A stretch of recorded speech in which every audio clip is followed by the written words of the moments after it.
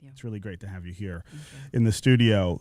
Let's start here. Yesterday, we received word that the Detroit public school system is shutting off all of its drinking water fountains after tests showed that high levels of lead and copper were in the fountains. This is not a new story in Detroit. This is an extreme response, though. What I remember in the past is that some schools would have their water turned off to the fountains, and others were okay. This suggests it's getting worse, not better. It also suggests, I think, from your chair, how important the global discussion about water, clean water, access to clean water is in the state of Michigan. Yeah, so I really applaud the Detroit Public Schools for taking this step. It's a recognition that we do have lead in our water, and we do have lead in our water in our schools, not only in Flint, but all over the state and all over this nation. Yeah. The GAO, the Government Accountability Office, just released a report a month or two ago about lead in water in schools all over this nation. And this is one of the positive ripple effects of the Flint crisis, is this raised national consciousness, this raised awareness of this issue, and that we need the investment in not only the awareness of this issue, but to get the lead out.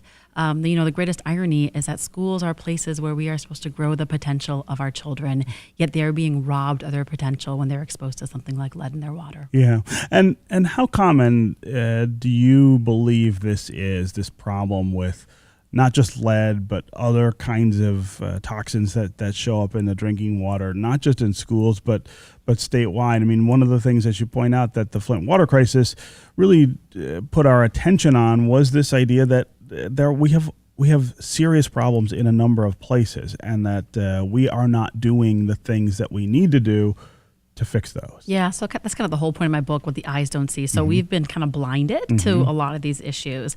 And I never, I trusted my water. Who doesn't trust that when you turn on your tap that your water is safe? It is America, the richest country in the history of the world. But we're in Michigan. We are literally in the middle of the largest source of fresh water in the world.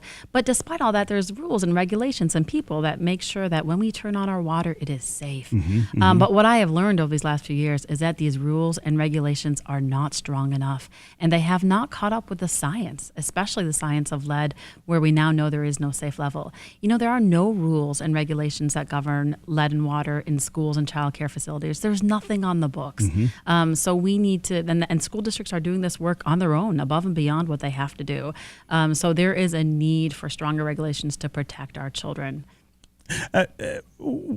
How far back do you imagine that this problem dates? I mean, that's one of the things that I think we don't talk much about, is how long we have neglected this part of our infrastructure. And that really is the sort of key dynamic here, which is that, once upon a time here in the city of Detroit, we built one of the greatest water systems in the world, the envy of other places.